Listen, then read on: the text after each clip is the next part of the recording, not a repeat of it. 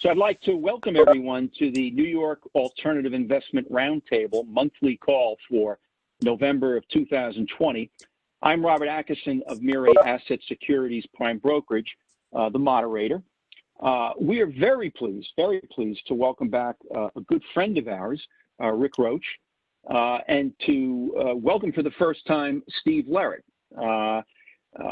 By way of introduction, Rick, who is a managing director of Little Harbor Advisors, is a sponsor of Quantitative Investment Strategies. He is also the founder of Roche Invest AI, a consultancy specializing in research, integration, and promotion of AI, machine learning, and utilization of alternative investment data in the investment management industry.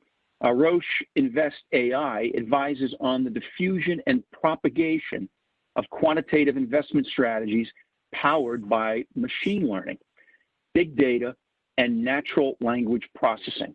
From 1977 through 1980, he served 2 terms in the Massachusetts House of Representatives, representing Springfield, Massachusetts. Very interesting.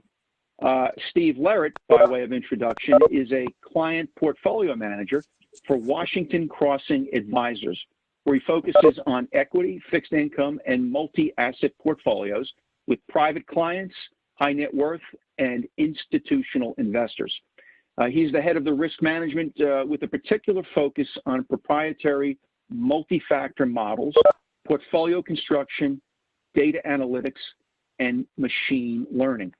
Prior to joining Washington Crossing Advisors, he was an investment consultant, and before that, head of quantitative risk at UBS Financial Services, among other firms.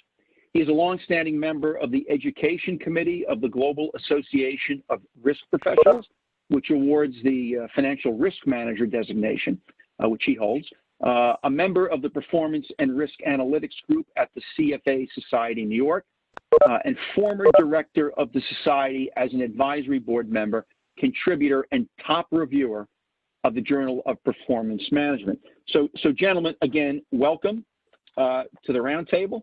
We're very excited to have you.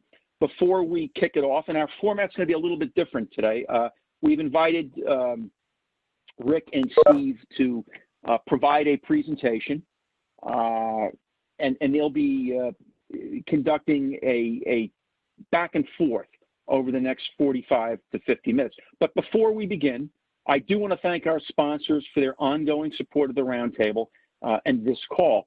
They include, of course, Alston Bird, Baker Tilly, Deloitte, Bloomberg, Grant Thornton, New Mountain Capital, Mirai Asset Securities Prime Services, Kaya Association, the Department for International Trade of the United Kingdom, and the Grand Duchy of Luxembourg Trade and Investment Office here in New York.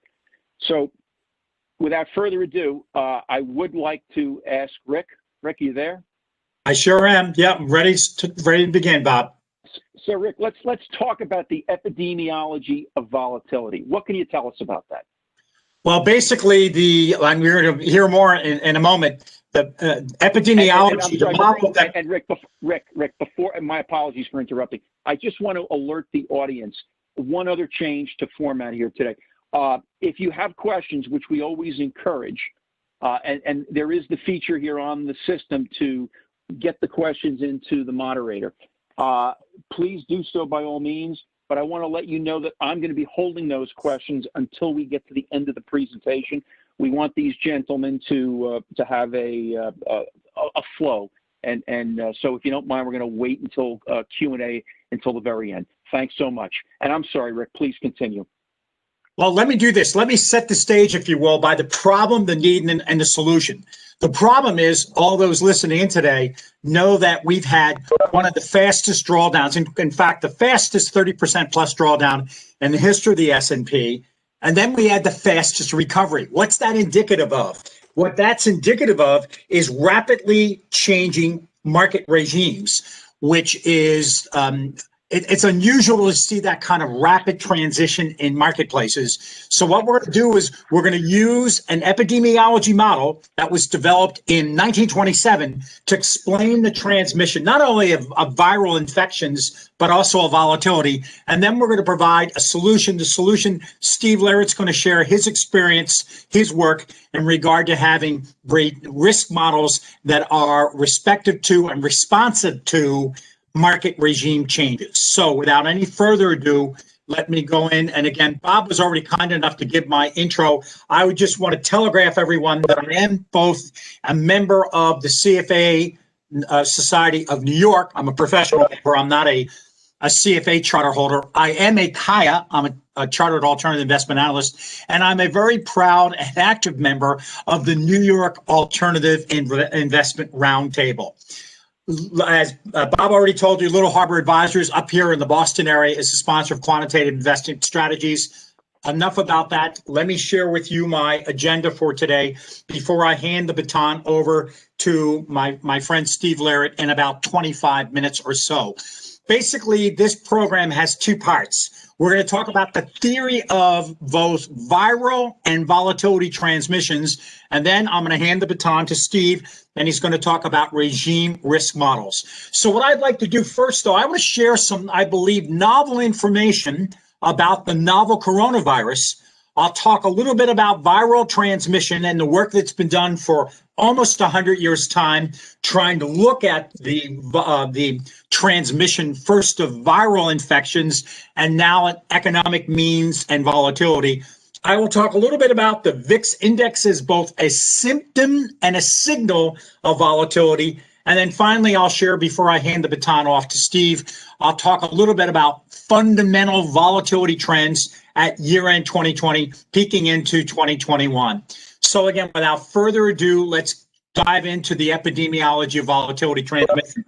What I thought I'd share with you first, though, although I have a BA in history, I actually began my collegiate career as a bio major, and so I know a little bit about microbiology and just a small amount. So I went to Johns Hopkins University because I've seen so often now the words coronavirus, COVID-19, SARS-CoV-2 used interchangeably, but they are different. And for some of you, this may be old news at this point, having dealt with this COVID crisis since February, March of this year. For others, it may be novel information. Coronaviruses, what are they? They're single-strand enveloped ribonucleic acid viruses. And again, the term coronavirus is related to the Latin word corona because under a microscope, this particular virus appears to have crowns. Now, the novel coronavirus, as you all know, was not discovered until late 2019. The virus itself, though, is not coronavirus. The virus is SARS-CoV-2. SARS stands for Severe Acute Respiratory Syndrome. CO stands for corona, V virus 2. This particular virus, the SARS-CoV-2, appears to have been a zoonotic infection. That is, bats are known for having all kinds of coronaviruses. What they believe is this particular SARS-CoV-2 was transmitted from bat to probably another animal species. So COVID-19, what does that mean? CO stands for corona, VI stands for virus, D stands for disease. That is the disease itself that has sadly taken the lives of 245,000 or so Americans and millions worldwide. That's the disease itself. SARS-CoV-2 is the virus. So, final thing on this slide, bottom right, when you look at the red box, the transmission mechanism, it's called the reproduction ratio, and it's known as R naught, R0 or R naught. And basically, R naught is when you have a population, let's say a worldwide population, of the population of the United States, that had previously not been exposed to the SARS-CoV-2 viral infection, then basically had 0 people in the United States at that time who had immunity against this. What they do is they track this, and if you look at this, you'll see that right now it's believed that COVID-19, the coronavirus, has a transmission rate somewhere between 2 and 3, most instances 2.5. if you look at other diseases like measles are much, much more contagious, but certainly not as lethal as the coronavirus is. So on my research, having read now several books on epidemiology, and I'll tell you in a moment why I was intrigued by this, is that the Spanish flu, after the Spanish flu of 1918 occurred, it's called the Spanish flu, not because it originated in Spain. Actually, they believe it originated either in the state of Kansas in the United States or not too far from where I am today in Fort Devers, the now closed military base, Fort Devers in Massachusetts. And post the Spanish flu of 1918-20, a medical doctor and an epidemiologist developed the SIR framework. SIR is the susceptibility of a particular population. The I is the infectivity rate, and the R is the rate of removal. How are you removed from this? If you look at the depiction on the left-hand side, you'll see you're removed by either recovering from a viral infection or tragically passing away. So basically what this model does is, and again, it was developed almost 100 years ago to explain the transmission of viral diseases, but subsequent to that, a number of economists and market followers have used this particular model, the SIR model, that if you see other variations, they all really revolve around the SIR model as sort of the gold standard, if you will, of viral infective rates. Now, one of the important things that we've learned already in the short and very lethal history of SARS-CoV-2 is that there is a phenomenon known as super spreaders. This is nothing new.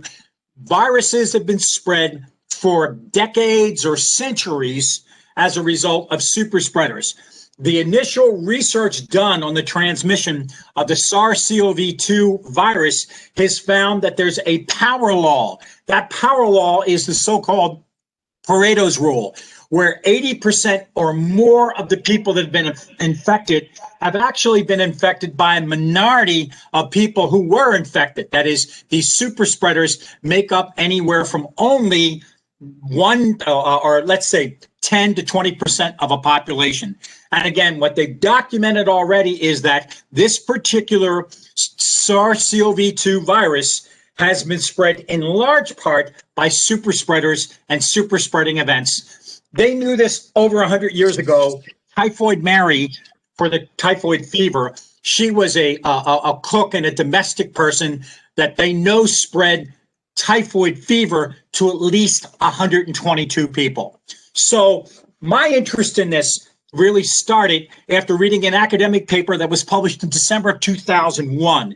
That paper was published by someone at Johns Hopkins University, but he was not an epidemiologist. He is an economist. And basically what he did was he used an epidemiology model developed and used by colleagues over at Johns Hopkins University to explain rational expectations when it comes to economic means and economic motivations. And basically what this Professor Carroll at the Johns Hopkins University School of Economics found is that the Kermack-McKendrick 1927 epidemiology model did a very good job of explaining deviations in people's expectations relative to the economy.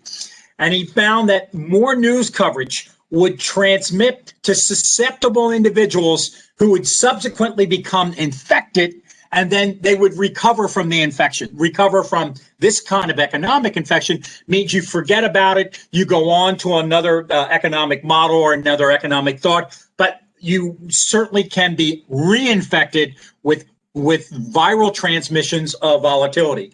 When I began my research on this program, I was not aware that Nobel laureate Robert Shiller, in his book, Narrative Economics, had taken the same epidemiology model to explain certain epidemics of economic thought.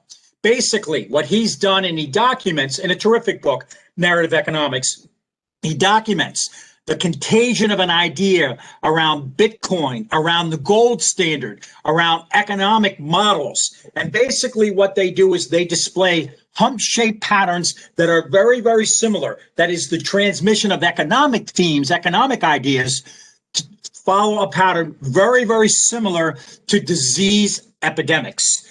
Basically, the catalyst here through these super spreaders is word of mouth contagion. Now, there's more than word of mouth contagion involved in the transmission of volatility. There's news media, there's social media, there are other means that we'll talk about in a moment. So basically, in building on this kind of work and more recent research, these three academics in May of this year looked at and identified many unknown unknowns. Now, today we have more known unknowns when it comes to the novel coronavirus and COVID-19. But basically, back in May, shortly after the onset of the COVID crisis, these economists believed that the markets were substantially understating the long-term economic impact of the global pandemic. And in fact, this Federal Reserve Board and its stability report they wrote back in the spring said that asset prices remain vulnerable to significant price declines should this pandemic take an unexpected course. Now, of course, we've had very, very positive news on the vaccine front in the last 10 days or so, both with two major announcements, but we don't know actually how this vaccination uptake, that is, how many people will actually take it, that is still a known unknown. So what we would do here is, let's look again at the idea of volatility spilling over. Volatility, me being in the industry for 39 years, I was working in the industry, of course, during the course of the Asian currency contagion that started in Thailand and spread to other Asian countries. Basically, what happens, it's not dissimilar at all for volatility to spill over from one market, let's say a currency market in Asia, to other adjacent economies, nor is it unusual for crude oil prices, for there to be spillovers from US to Chinese equity markets, as we've seen. Basically, bad spillovers tend to dominate. That is, the negative volatility spillovers are more likely to affect other economies and markets than would positive economic news. So again, that's an additional phenomena.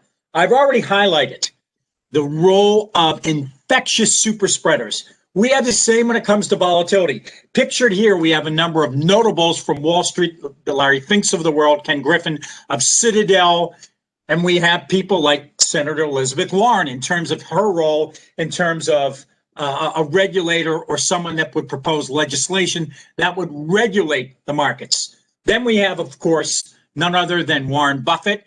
We have people like Jay Powell, with the chairman of the Federal Reserve Bank, pictured here with President Trump, and President Trump's tweets that have periodically had impacts clearly upon certain select companies. So let's transition now to the history of volatility trading. When you look at the history of institutional or retail investors trading volatility, they primarily have done it for two reasons. Institutional investors, to greater or lesser extents, have purchased insurance programs on their portfolios. They purchase puts.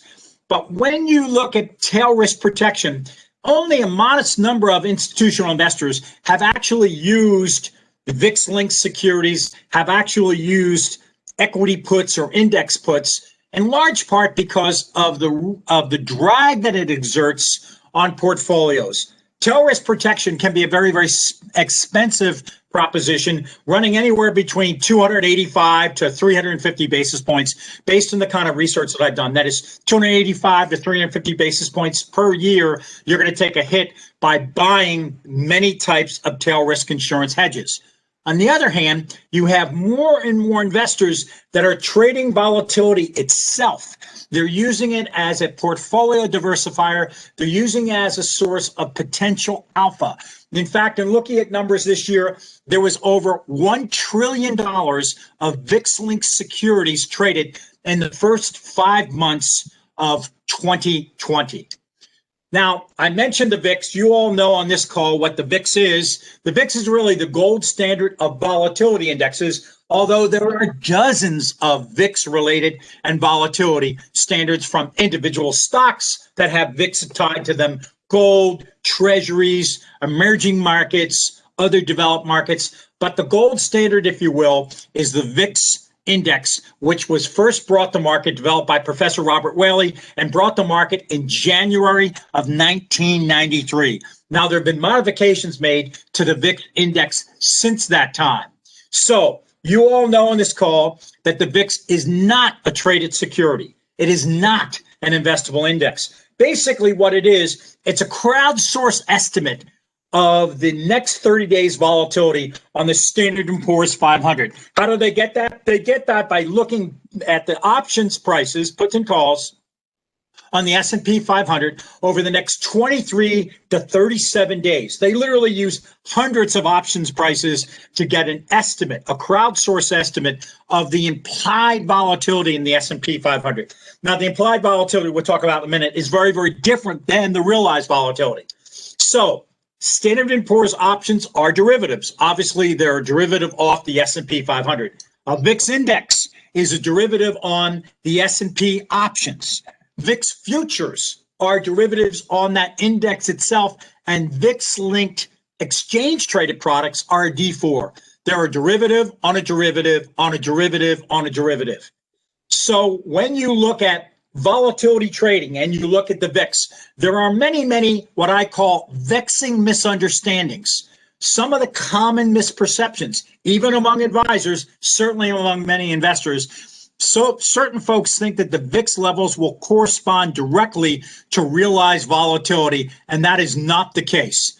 Realized volatility, more often than not, is less than the VIX index indicates. That is, if the VIX were trading today, the VIX is trading somewhere just south of 23. When I looked earlier today, it was 22.87. So let's say that the VIX is indicating right now that the realized volatility in the S&P 500 30 days out is going to be in the order of 23% on an annualized basis. Actually, the VIX index typically overstates realized volatility 30 days out by 400 to 500 basis points. The VIX and volatility themselves are known to mean revert. That is, they go towards a mean level or an average level. Now, I told you already, the VIX index was launched in January of 1993, which it was. They've made modifications to how it's calculated today. They went back to 1990. This is a snapshot of the VIX index from 1990 through year-end 2019, that 30-year period. The VIX level at an average of 19.1. The median, half above, half below that, was 17.2. Again, we all have lived through the realized high on the VIX, which was March of this year, March 16th. The all-time low for the VIX index was November of 2017, when it trended down to 9.14. Again, both volatility and the VIX index are mean reverting. In fact, volatility has something called a half-life. It has a measured time where it's going to retrace half of its move. That is, half of its move down if volatility spiked up, or half of its moved up if volatility has been very, very tranquil. I urge all of you, to the extent that you want to have a really recent, very thorough primer on this, to read the CFA Institute's The VIX Index and Volatility-Based Global Indexes and Trading. It's an excellent white paper and tutorial.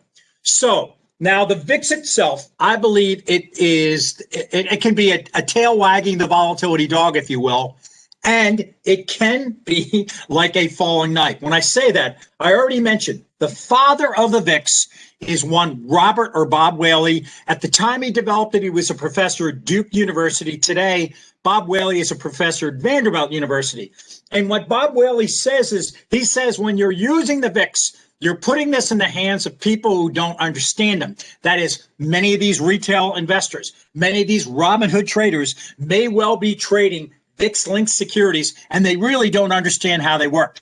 We believe that something like the VIX-linked securities are best traded by experienced pros. And in fact, Whaley himself, as an originator of a VIX-linked exchange-traded product, he's tracked how short-term futures index has lost 99.93% of its return. I calculated this through May of this year. It's lost a little bit more since. Why is that? It's because of the contango trap. Most of the time, 80% of the time, VIX futures are in contango. What that means, it's a wasting asset. VIX-linked securities are not meant for buy and hold investors. They're hazardous to your health and your wealth. In fact, if you look at a typical 22 trading day month, a VIX exchange traded product could lose up to 6% per month with a buy and hold approach. Now, those same VIX exchange traded products, though, can be traded. Again, I've talked earlier about volatility being a tradable asset. So VIX exchange traded products use futures to replicate the VIX index. And again, you can go both long volatility, which you certainly would have wanted long volatility protection in place in late February, March, and early April.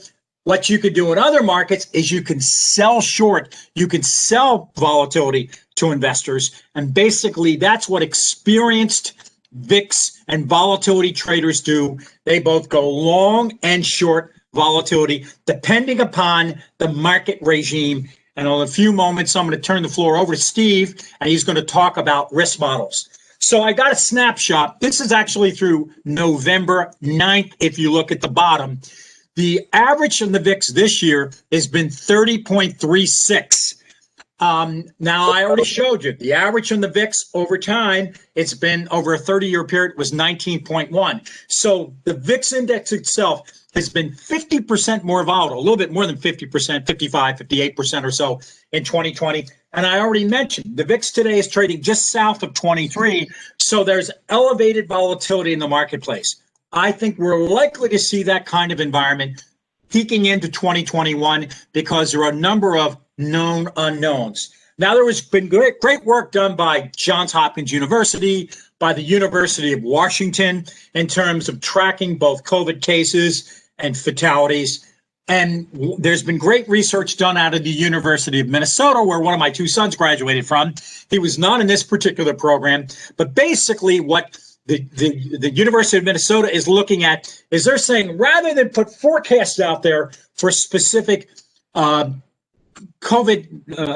cases, you're better off looking at a number of different scenarios, in large part also based on people's behavior.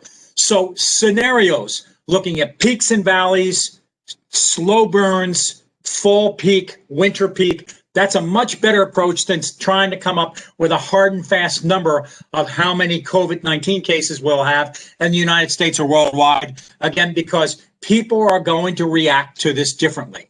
So what are some of the known unknowns? This is a recent survey from Pew Research looking in September. Right now, the number of Americans saying that they're willing to have a vaccine has actually decreased over the last couple months. That would be a very, very alarming trend, given that in order to have the approach immunity throughout the entire population, you probably need 70, maybe 75% of a population that have either been previously infected or vaccinated against a viral infection. The VIX has been fairly volatile even since the election date of November 3rd. That's another unknown. Again, it's still elevated today. It's trading in the area, I've already told you, somewhere in the neighborhood of 23, where historically the VIX has been, its level, if you will, has been on the order of 19.1. We don't know what kind of economic recovery we're going to have. One of the valuable tools, I think, is to look at alphabet type recoveries. We know that in the technology section, we had a V-shaped recovery with technology companies doing extraordinarily well. But we don't know if we're going to have a U-shaped, a swoosh shape like Nike, a W, a U. We don't know the nature. That today is still a known unknown. And many people have been opining about the disconnect between the equity markets in the U.S. and the overall economy. I think they will continue to be known unknowns. So in summarizing, before I hand the baton to Steve to talk about risk models, is that COVID transmission, the COVID itself is a volatility transmitter exerting pressure through three ways. One, through earnings growth on individual companies. Obviously, many companies in the travel and entertainment sector have been very, very hard hit by this, whereas a lot of the FANG stocks have done terrific since the onset of the COVID virus. There is the convexity of the virus itself. We don't know how it will play out. It's very difficult to have hard and fast forecasts. Scenarios are better. Finally, we don't know how the equity markets are going to value this and how they're going to look at a volatility risk premium. So I'm at the 25-minute mark here. What I'd like to do now is turn the hand baton to Steve Larrett, and Steve's going to tell you how to deal with regime changes like we've had this year. Thanks, Rick. And what we're going to do is we're going to look at some subtle insights on correlated sources of risk that may not be easily detected by off-the-shelf risk models or with your traditional fundamental portfolio and security analysis amid the current market turbulence that we're seeing from the COVID-19 pandemic that Rick has been discussing. And in our case study, what we're going to do is we're going to look at three different types of analytical techniques, machine learning techniques that offer additional insights as to how to look at your portfolios. So the first thing we're going to look at, technically not machine learning, but we're going to look at correlation heat maps. We're going to look at principal component analysis, and we're going to look at cluster analysis dendrograms. But first, three observations about traditional risk models. George Box said, any risk model is bound to be wrong, but some are less wrong than others. Somewhat tongue-in-cheek, but nevertheless very accurate. Now, when we say that risk models tend to be wrong, specifically what tends to be wrong about them are one of three or all three of these things. It could be bad data, it could be bad assumptions, or it could be bad methodology. Second observation about risk models. Most risk models have a very difficult time picking up regime changes, and by regime change, a very formal way of defining a regime change would be that's a turbulent market where we're seeing asset prices behave in an uncharacteristic fashion given what we've seen of their behavior in the past. And that could take the form of any one of the following. It could be extreme price moves or volatility, and that could be reflected in assets or factors such as last week's significant drop-off in momentum. It could be convergence of assets that typically are uncorrelated, or it could be a decoupling of assets which tend to be correlated. Now, some examples of turbulence that we've seen in the market very recently, at a very high level, what we've seen is that value stocks have tended to be hit harder than growth stocks in the pandemic and the new normal, which has been characterized by social distancing. Disney and Netflix, they're both in the entertainment industry, but they've behaved very differently, again, because of new behaviors coming from social distancing. Utility sector, traditionally a defensive sector. However, it's become more like a risk-on sector. And technology, on the other hand, traditionally a cyclical sector, has become more of a risk-off sector. And that's due primarily to the fact that a lot of the names in the tech sector have relatively low debt, strong earnings growth, and high quality. So investors have been favoring them. Our third observation about risk models is that unexplained variance is security-specific risk, and that's risk not specified by the model. Now, what is machine learning? At a very high level, it's the use of computer algorithms that learn tasks from patterns found in data, and these patterns are mimicking the cognitive learning skill of human beings. What the use of machine learning enables us to do is ask more informed questions as to how to manage risk and construct portfolios. Now, machine learning can be broadly characterized as either supervised learning or unsupervised learning. The primary difference is basically that under supervised learning, what we're doing is we're basically making predictions, and the primary means by which we're doing that is we're making predictions using regression models. Unsupervised learning, which is what we are going to be focusing on in our case study, is essentially, rather than making predictions, trying to classify or group objects into clusters which share certain similarities. And this could be clusters of stocks, sectors, asset classes, factors.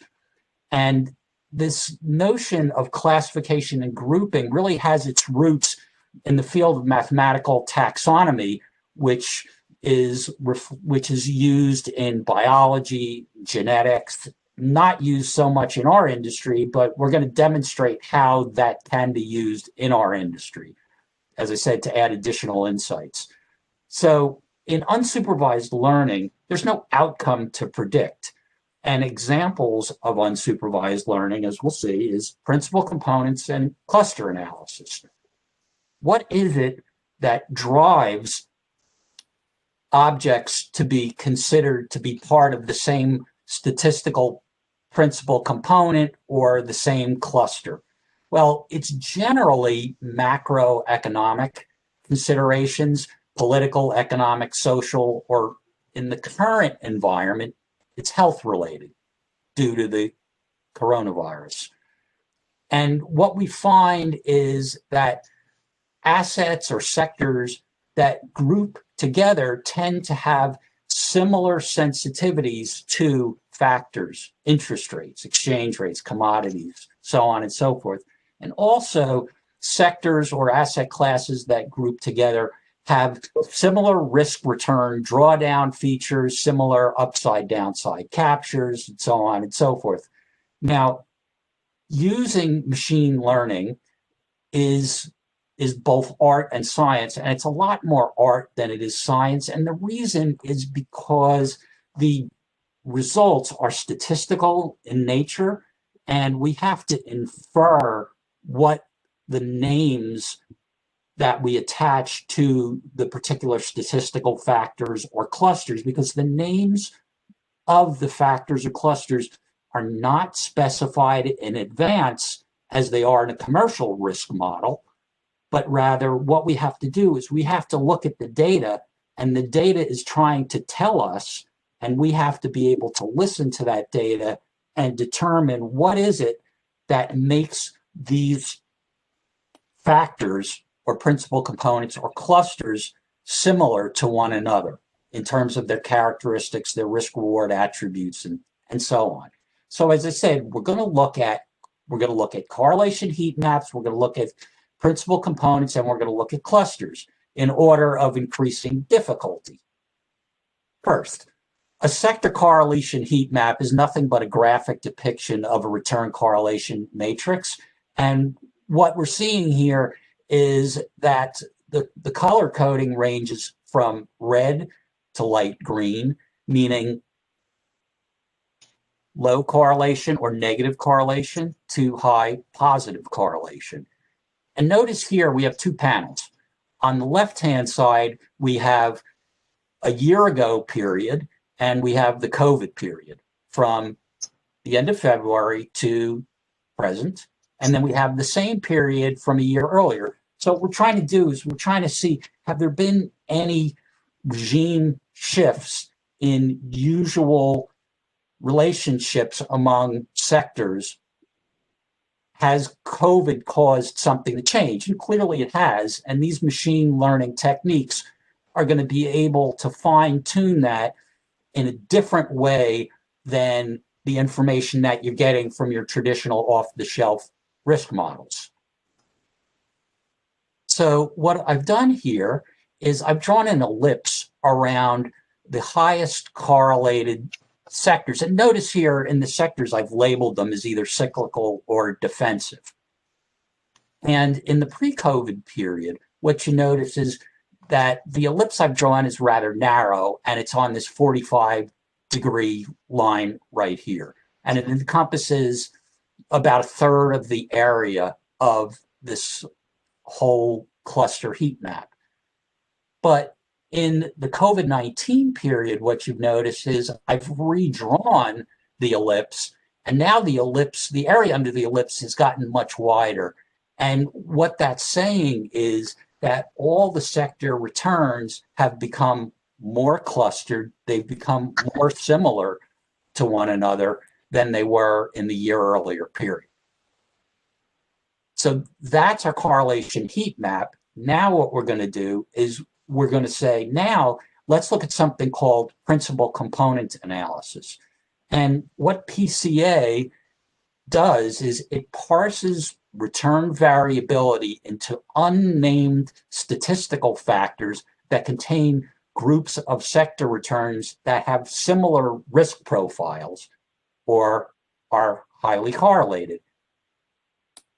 And those sectors with the highest correlations or factor loadings to an unnamed principal component are said to be mapped to that component. So notice what we've done here. So here we're in the pre-COVID period, from the year earlier period. And what we see is that we have 10 factors or 10 principal components because there's 10 sectors. And what we're looking to do is we want to see how many unnamed statistical factors does it take to account for about 75% of the total variability of the returns across all 10 sectors. And what we see here is that the first unnamed principal component explains 52% of the total variance of the 10 sectors. And then the second principal component, which is also unnamed, accounts for another 22%. So cumulatively, we've accounted for about 74% using just 2 out of 10 principal components. And notice it takes 10 principal components to explain 100%, but here we only need 2 principal components to explain 75%.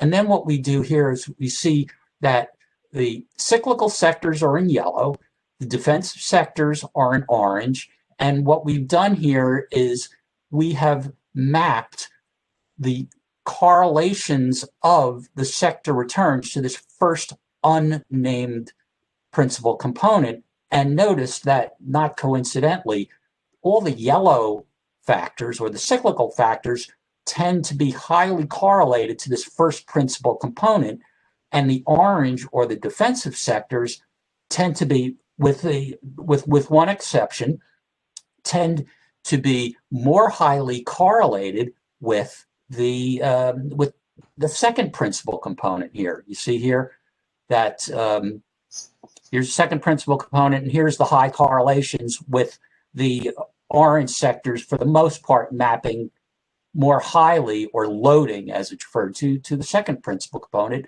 And the first principal component seems to be more linked to the yellow sectors. So that, again, is the pre-COVID period. Now, when we go to the COVID period, again, we see 10 principal components required to explain 100% of the variance of the returns of all 10 sectors. But now, 85% of the variance of all 10 sectors is explained by just the first principal component. So clearly there has been a significant regime shift, which is similar to what we saw here when we looked at the clustering heat map, because we saw that the ellipse got larger, encompassing more highly correlated sectors than we had in the pre-COVID period. So we're seeing the same phenomenon here in the COVID-19 period when we look at principal components. Now, these types of insights would be very hard to tease out from your traditional risk models. That's why we're suggesting that this is a good supplemental thing to use in addition to your traditional risk model, so you can see these phenomenon and these regime changes, which tend to happen more quickly than you can pick up in your traditional off-the-shelf equity risk models. So notice here that all 10 sectors have very high correlations to the first principal component. And you see that it's pretty much evenly distributed in what the contributions are of each of these sectors to the variability of the first principal component. Now, to be sure, within individual sectors, there's bifurcation in the sense that there's industries and subsectors that are behaving differently than other subsectors or industries within the sector. So what's really happening is we're seeing that returns are currently driven more by systematic rather than idiosyncratic risk factors. And so what that means is that you're having these increased correlations across stocks and sectors.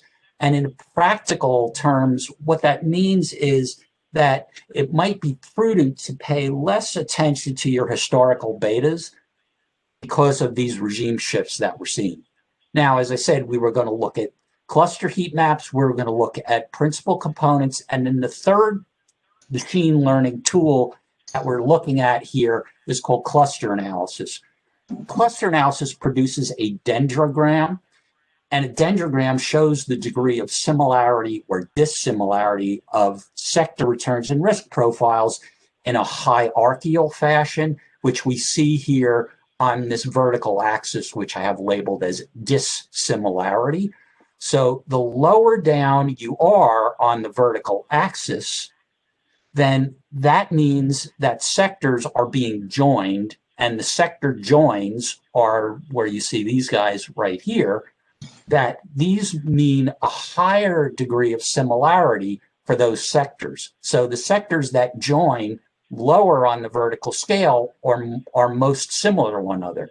So here, I drew the ellipse around two groups of sectors that are most highly similar. So we've got IT and consumer discretionary, and then we've got financials and industrials. So these two are most similar, and these two are most similar. But what we see from a higher level perspective is that we have two clusters. We've got a blue cluster over here, and we got a red cluster over here. Now, again, this is the pre-COVID period. What we're going to now do is we're going to pivot over to the COVID period, and what do we see? Again, we see still two clusters, but the composition of the clusters has changed radically, because now instead of two clusters, instead of two sectors mapping to this cluster and 8 sectors mapping to cluster number 2, we've got them evenly split. So clearly there's been a very significant regime shift. And even more subtle than that is take a look at the magnitude of the scale on this dissimilarity axis. Now, these represent distances. The math of it is not important, but the idea is degree of closeness or similarity. So what we see is that the scale, the vertical scale, has compressed substantially, because here the scale goes from 0 to 4, whereas here the scale went from 0 to 7. So what does that say?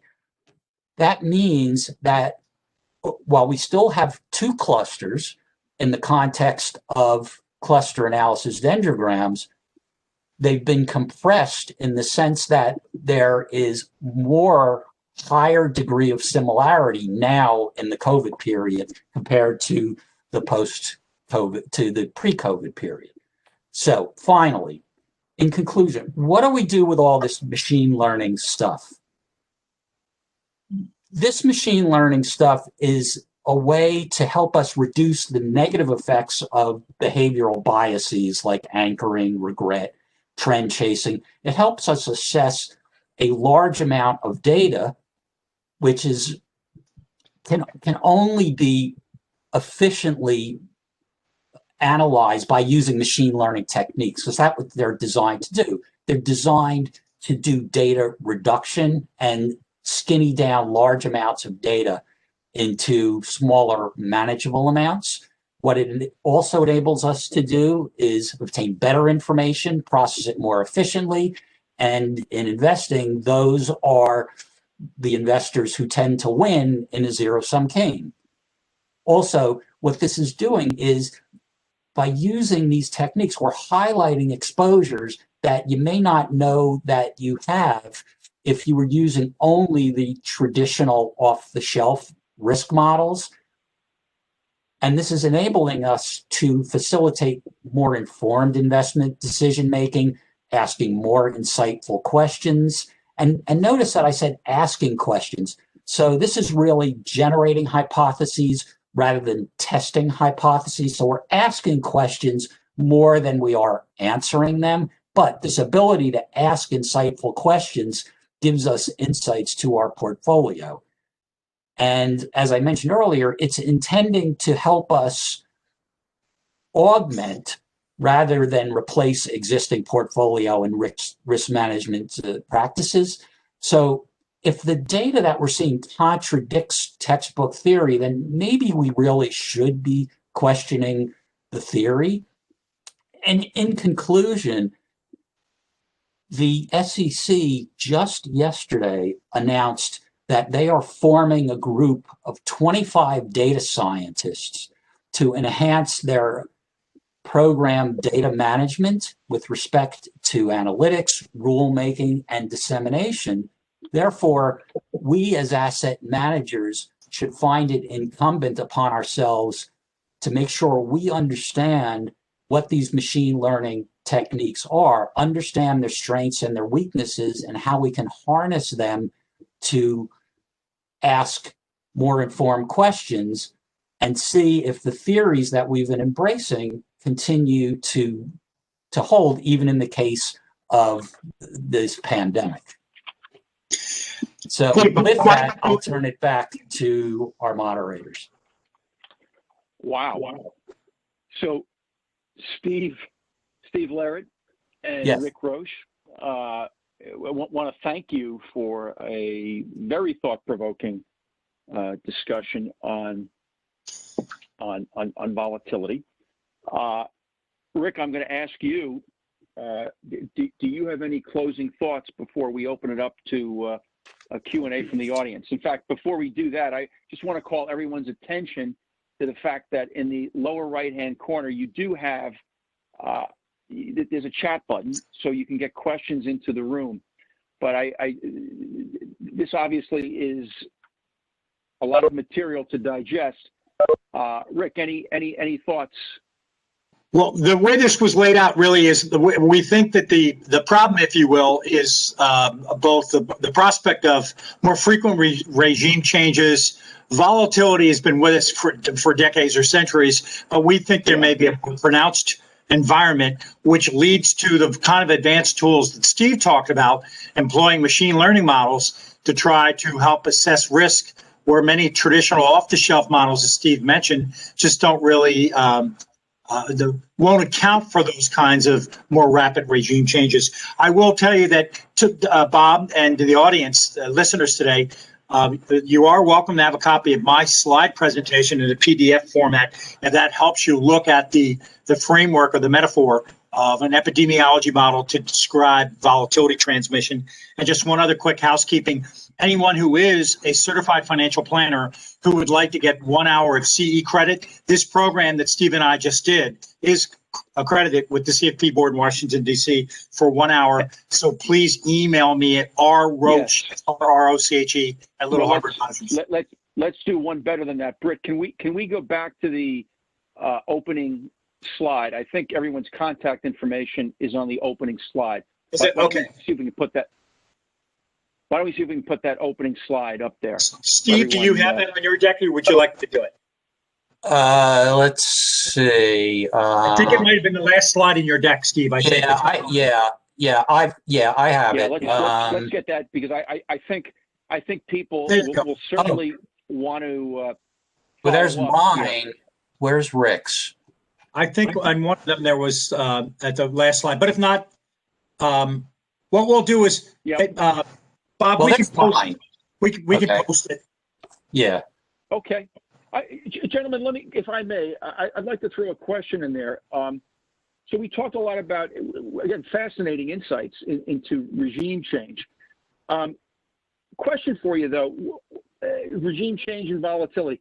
What about liquidity factors? You know, it's one thing for an algo to tell you to do or suggest that you do thus and such, but I think over time what we've seen is, or the trend has been toward greater concentration in the market. Would you agree with that? Steve, why don't you answer first? If you go back 10 or 15 years ago, you had 10,000 securities. Today, it's a much reduced number. And my question to you is, does that smaller opportunity, how does that, the fact that there's a smaller opportunity set weigh into regime change, if at all? Steve, go ahead. Yes, in terms of liquidity, it certainly does. But that said, there still seems to be enough opportunity there to execute on the types of opportunities that Rick was talking about. But let me point out that a lot of work has been done on crowding out phenomena. That seems to be a good route to go to see where the opportunities are. That's some of the best research I've seen on the topic, is the crowding phenomena. And Bob, you know, you're absolutely right. I looked at something recently. The number of listed stocks in the United States right now is half of what it was in 1996.